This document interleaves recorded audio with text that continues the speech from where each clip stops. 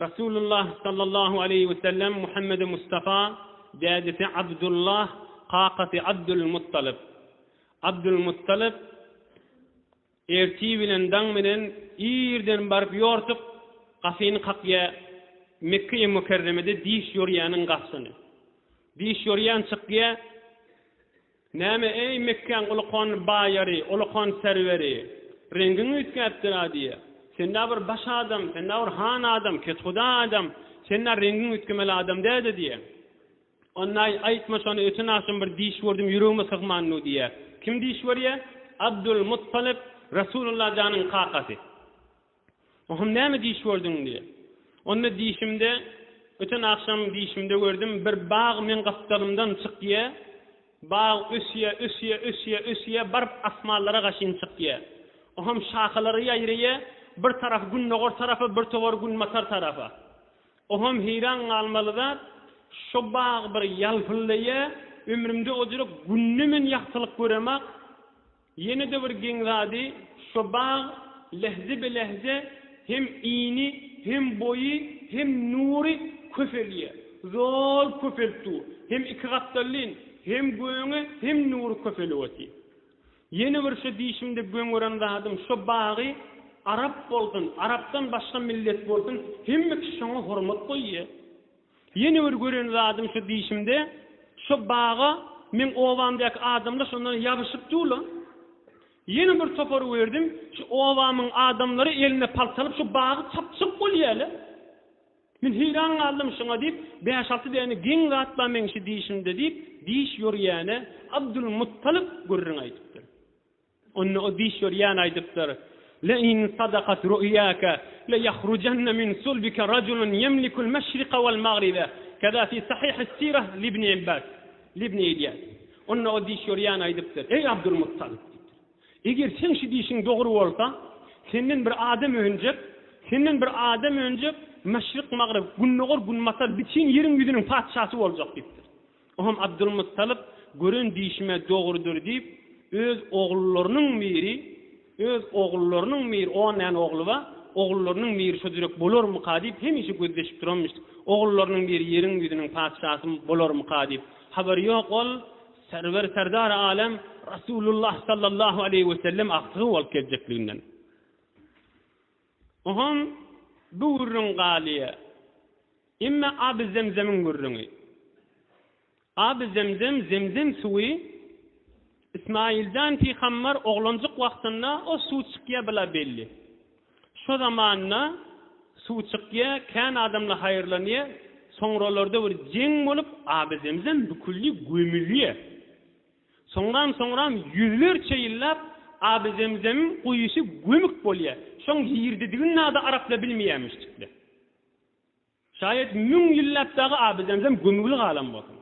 Şoň ýerdidigini bilmeýärmişdi. Taýinki Abdülmuttalib Resulullah sallallahu aleyhi ve sellemin qaqasy bir gece ýasyqa diýişinde biri gelip aýtýar: "Ya Abdülmuttalib, ihtir tiba."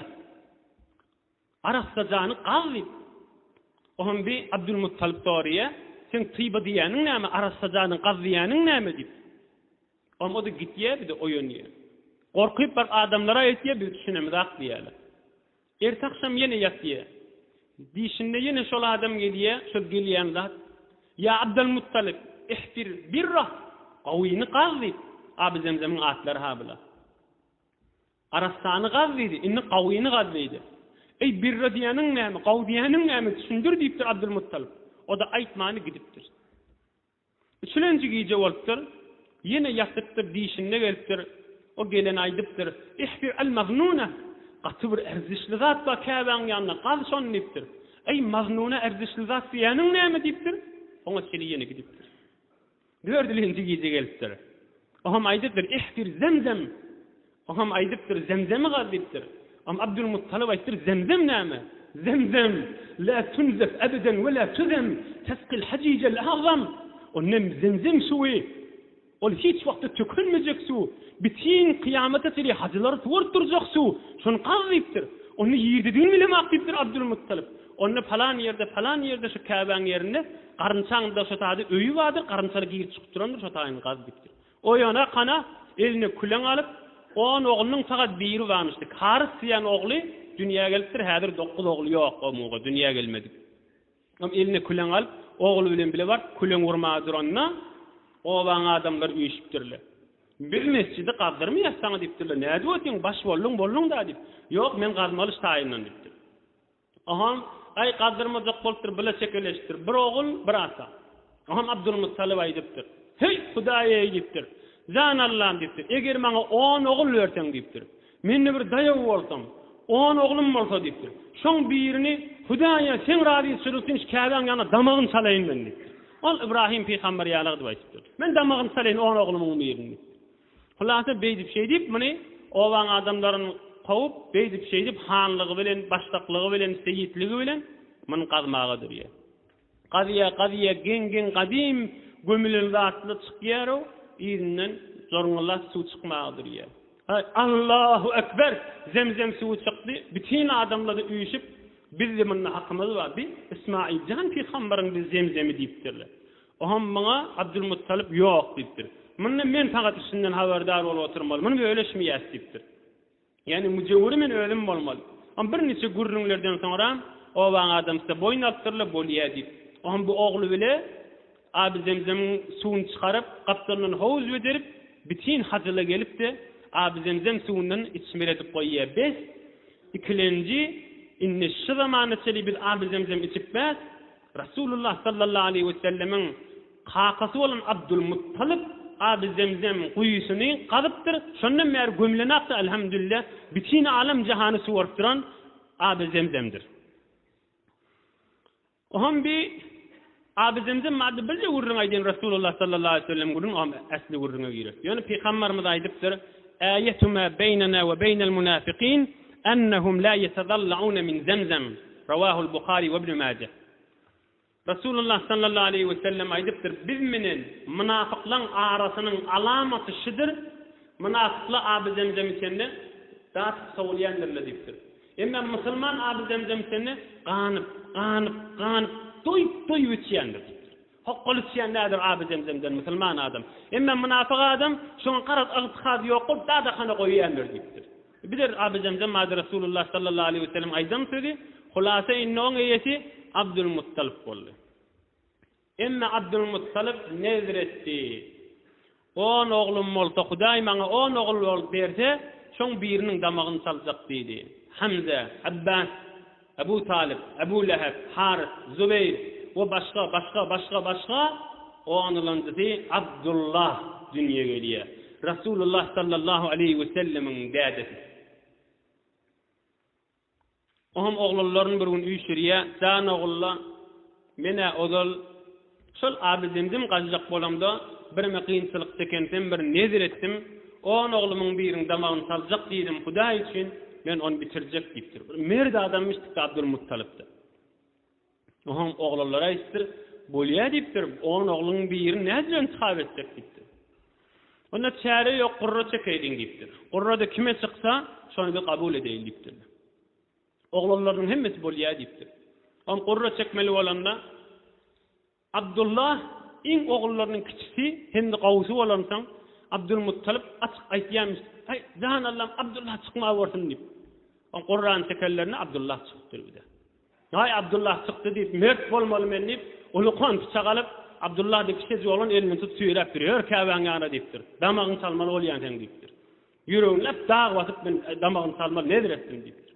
Hey owaň adamlar turupdyr, "Ey beýtme, sen beýsen ýeni bir bizir zat nedir eder ýörer. Oglumyň damagyny saljak diýeri ýörer" deyip, "Sen etmemini ýok" deyipdir. "Men damagyny salmaly" deyipdir. Ýa-da Abbas ol Hazreti Hamzaň dogollary Böyle de hemmesi üyüşüp yerli, ay däde meni etme bir yol tapaýly, beýtmesen diýip Abbas o kişicik oğlancık kiçi ballar Abdullah'ni çekip ayagynyň eteginden haqqat aýagy bilen basyp damagyny saljak bolup duran bolmaly. Çekip alyp şol Abdullah'ın yüzüne yara düşüpdir. Soňram dağda te dünneden geçýände Abdullah'ın yüzünde yara bady diýdi. Bir her hal Abdülmuttalib razy etip bilmendirle men damagyny salmaly diýipdir. Oham bula owan adam üýüp aýdypdyr. Biz beýtmäýdikdir. Falan ýerde bir bilimli alim adamma, ýür şoňa geňeşeýli, şo näme hökmetse şonu daýildikdir. Oham bolýa oğlanlary näse adamla üýşüp şu bilýän adama bardylar. Ol adam aýdypdyr, gow dikkat edeýin. Bütün tarih kitaplarda baş aýtýan görüňler, senetli görüňler. Häl aýtdym görüňler. Ol adam aýdypdyr, siz şu damagy çaljak diýen ogluňy bir tarapda goýun, bir tarapda da 10 näne diýe goýun diýipdir. Oňam gurra çekin diýipdir. Eger diýeleri gurra çyksa, onu 10 näne diýen damagyny salyň, şoň tarahyna diýe hesap bolar, fidye hesap bolar diýipdir. Emma oglana çyksa diýipdir. Ýene bir 10 diýen artdyryň, 20 diýe etden gaýta gurra çekin diýipdir. Ohan diýe çyksa 20 diýen damagyny salyň. Diýe çykmasa ýene bir 10 diýe artdyryň. 30 diye bir taraf, Abdullah bir taraf. Hulasymyn bolýa diýipdirler. 10 diýen bir tarapda goýupdyrlar, Abdullahny bir tarapda goýupdyrlar. Gurra çekipdirler, Abdullah çykdyr. Ýani Abdullah'ın damagyny salmady. Bu bolmady. Ýene bir 10 diýen artdyrdylar, 20 diye.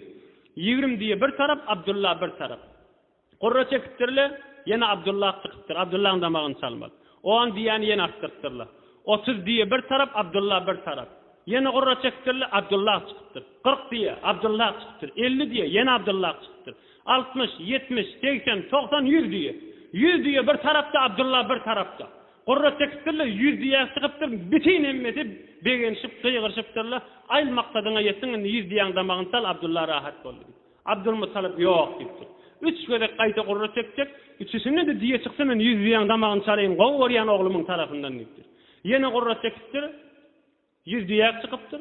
Ýene gurra çektir 100 diýek çykdy. Iňni boldy diýipdir. 100 diýeni diýen damagyny saldyryp, 100-üni gurbanlygy diýip alan iňki her kiminki diýip, inhebide Rasulullah sallallahu aleyhi we sellemiň Abdullah diýen dädesi damak salmadan galyp, ol 100 diýeni diýe on tarapyndan gurbanlygy edilipdir. Emmen Abdullah ulully. Bireme ulalyp Abdülmuttalip oğlu Abdullah inkisi oğlu. Aham bir Abdullah bir ovadan, dikkat edin.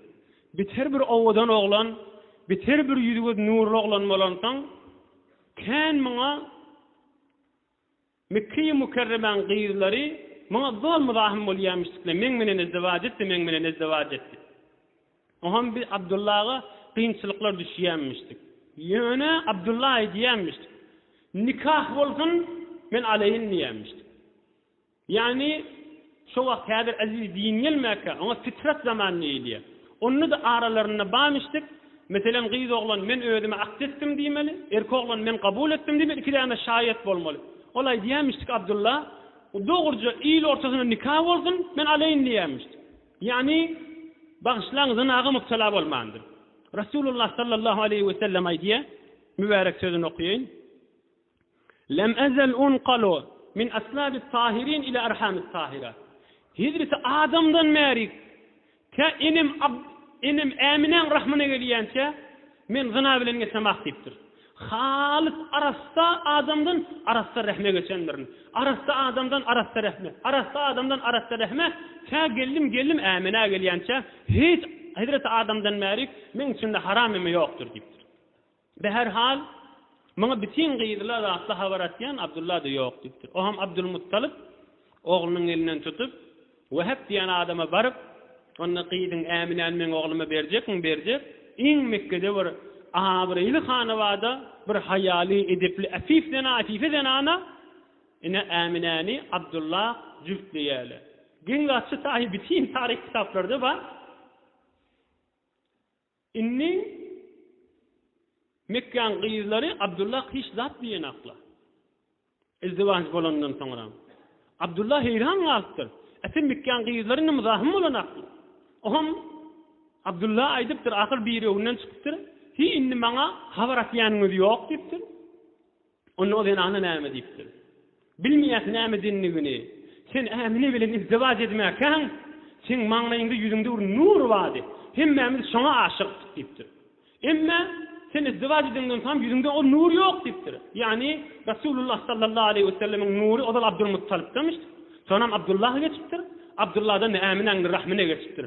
Velife amanatyny bitiripdir, tamam bolupdyr. Amine'nin rahmine geçipdir. Inni Abdullah'ın öňki yüzünde kımaňlaýynda nur yok diýipdir. Hakkı açyk aýtdyr gyýdylar. Çünkü nur yüzünde yok, bu düşünemez aktiftirler. فارقك النور الذي كان معك بالأمس فليس لي بك الحاجة. Çünkü nur sen bağrında yüzünde yok diptirler. Ati sen asa gerek gabi de dip açık aytırlar gıyla. Şol mübarek nur inni aminen rahmine geçti.